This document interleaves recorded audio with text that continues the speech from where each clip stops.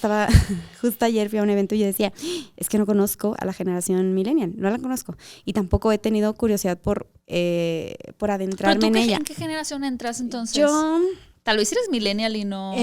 soy del 89, según Eres yo. súper millennial. Pero según yo, sí. me habían explicado de las generaciones, que está la generación Z. Pero esa generación Z es como el 96 para justo, atrás. y luego andamos unos medios en el limbo, y luego los millennials, y ahorita ya no sé si estamos en centennials.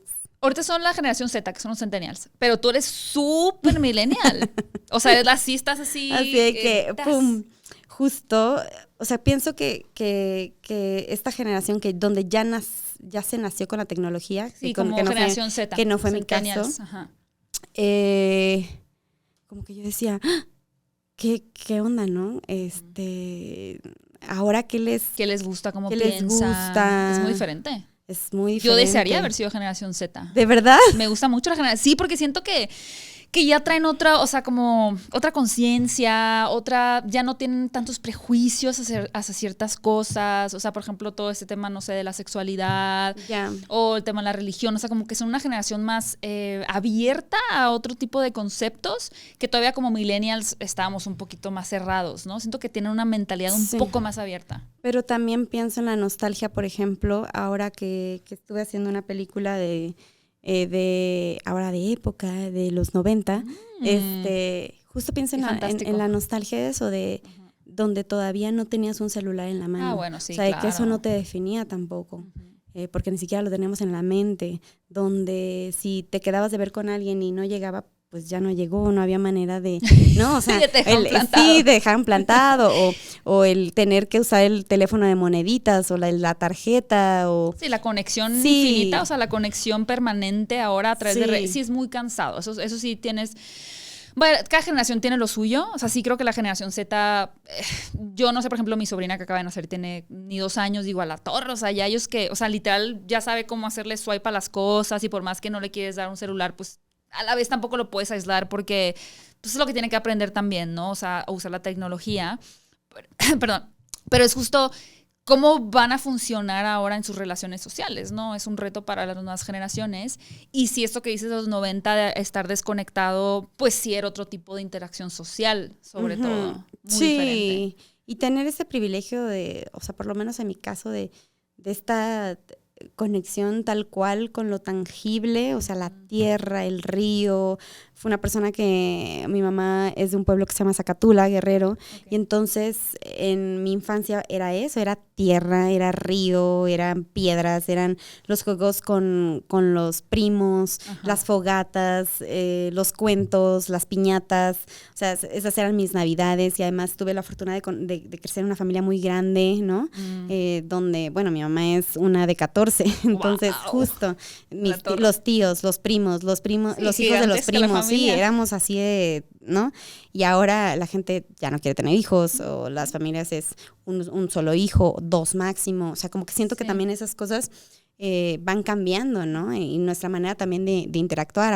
Ahora pienso por ejemplo, en los niños pandémicos, ahora cómo se van a relacionar con el mundo cuando los primeros 2 años de tu vida, pues básicamente fue solamente con tu núcleo, ¿no? O sea, yo en mi caso sí fui a la guardería, fui al kinder. O más difícil se me hace más que los primeros 2 años, por ejemplo, los niños que iban a entrar a la primaria. Por ejemplo, que ya tenían 5 o 6 y que no tuvieron esos primeros años de primaria, que estuvieron aislados. Sí. O sea, porque los otros eran bebés, siento que ni cuenta se dieron. En todos, pero ¿no? Sí, también los adolescentes, sí, que era también además crucial, donde no sabes exactamente quién eres, pero ya andas, ¿no? Como con la hormona, todo lo que 13, das, ¿no? Sí, entre 13 y 15. A los 13. Justo, y que sea así como un... Sí, eso sí está muy difícil. Tuvimos la fortuna de saltarnos la pandemia. Pero lo que dices de los juegos, por ejemplo, yo el otro día estuve en una escuela primaria y ya es que los niños ponen dibujos así, ¿no? Del espacio y tal. Y había un dibujo que yo así estaba traumada porque decía, antes los niños jugaban a las escondidas, salían unos niños en un árbol, ¿no? Ahora los niños juegan con el videojuego, y yo, a la torre. O sea, claro que uno es lo que piensa de que, en mis tiempos jugábamos a las escondidas y ya no. Pero ya que un niño dibuje al respecto de... antes se jugaba. Ahora eso es del pasado, ahora videojuegos. Se me hizo muy fuerte verlo dibujado por un niño pegado en el pizarrón, claro. O sea, ahí fue cuando más me impactó, la verdad. Sí, yo entré al museo, estaba en Chile grabando una serie. No paras de trabajar, Gaby, la de época. Todas, y todo. Sí. Y fui al Museo de la Moda, y estaba justo enfrente del hotel y dije, pues vamos a ver el Museo de la Moda. Y entonces entro a una sección donde estaban los VHS, y era toda una pared de VHS. Ah, qué lindo. Y entonces entra un papá con su hijita y le dice, no, es que antes... pues no existía tanto. Exacto, no existía Netflix. Ajá. Y yo, claro, o sea, para mí Netflix es nuevo, ¿no? Y es como tú dices. No, pero para eso siempre existió. No, pero para ellos ya es como, claro, es que ellos ya nacieron con Netflix y no conocen lo que es un VHS, no conocen lo que es un DVD ya, no, mucho menos pero DVD, o sea, ya ni siquiera Blu-rays, es ya digital. Plataforma digital directamente. Y justo al escuchar es que antes no existía Netflix, fue así de... Y lo que pasa, y es sorprendente porque ni siquiera hace tanto. No. O sea, antes de los 70 para atrás, o sea... La vida que tuvieron tus papás y tus abuelos, tú podías, fuera de la guerra y situaciones sociales como complicadas, era básicamente la misma, ¿no? Y ahora, como dices tú, o sea, pasan 5 años y de repente hay nuevas plataformas, nuevas tendencias que tú, a pesar de que la diferencia entre esas personas, si tú sea de 10, 15 años, ya no tienes idea. Uh-huh. O sea, o memes que ya no entiendes, ¿no? Como que muy ajenos nos sentimos cada vez más rápido, ¿no? De las generaciones. Yo todavía mandé cartas, o sea, y para mí en la primaria era de que, a ver, aprende a escribir el remitente, ¿no? Aprende. Y yo me acuerdo que le mandé en alguna ocasión una carta a mi abuelito, iba a tener que comprar mi estampita, llegué a mandar postales. Ahora todo es súper digital, o sea, estés en donde estés, basta con que mandes un WhatsApp o qué sé yo. Sí, como sea. Y por ejemplo, a ti como actriz, y que ahora una vez me recuerdo en TikTok hubo como una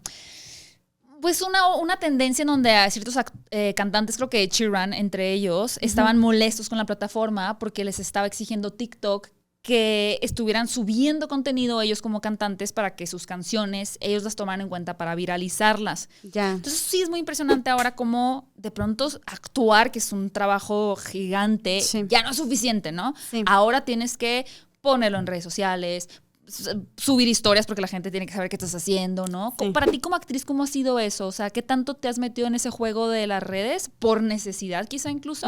¿Y cómo lo has manejado? Pues justamente por necesidad.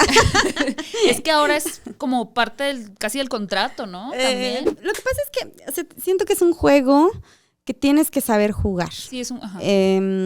que definitivamente ni te define, ni mucho menos, pero sé que es importante también saber por qué es importante la plataforma, que a mí me costó trabajo entenderlo, ¿no? Okay. Yo era como, no, pero yo soy yo, quien me quiera seguir adelante, quien no, pues también, ¿no? Y de pronto también entendí que justamente hay un público que te sigue, hay un público que sí quiere ver tu contenido, hay un público que sí quiere saber qué es lo que estás haciendo, y como figura pública, pues es eso, ¿no? Es también darles contenido a quienes te siguen, crear también una imagen, ¿no? De lo que tú eres. En mi caso, por ejemplo, es sí mostrarme de la manera más auténtica posible, pero también es la oportunidad de que no solamente me vean como actriz, sino también como persona. ¿No? En mi vida cotidiana, pues me encanta arreglarme, me encanta ponerme, le dije a Lorena, así tráeme el perico, me lo pongo encima, ¿no? Y ahí le busco una. Y en mis personajes no me dan esa oportunidad, o no me la daban. Ahorita se empieza a tornar un poco distinto, pero antes no, y era de no. Okay. Y de pronto sí me pasaba que me decían, ay, pero tú eres la misma o sea, me pasó con la camarista, por ejemplo. Me pasó en... ¿Pero qué te decía la gente en la camarista, por ejemplo? Que no, ay, es que no te pareces. Y no te incomodaba, básicamente, así, me decían, no te incomodaba verte fea en la pantalla. Y yo... Qué chistoso. Es que es eso, o sea, cómo la gente también tiene esta percepción de la estética y de decir es que ¿cómo va a estar alguien sin una gota de maquillaje? Y yo, pues sí, porque pues la camarista no tiene tiempo, ¿no? O sea, ella va a lo que va y es el personaje. Pues un personaje. Sí, y yo en la vida pues me encanta ponerme hasta lo que no, ¿verdad? Escucha este podcast en todas las plataformas de podcast. Aquí te dejo con un par de pláticas más para disfrutar y no olvides suscribirte y activar la campanita de notificaciones para formar parte de esta comunidad cinéfila.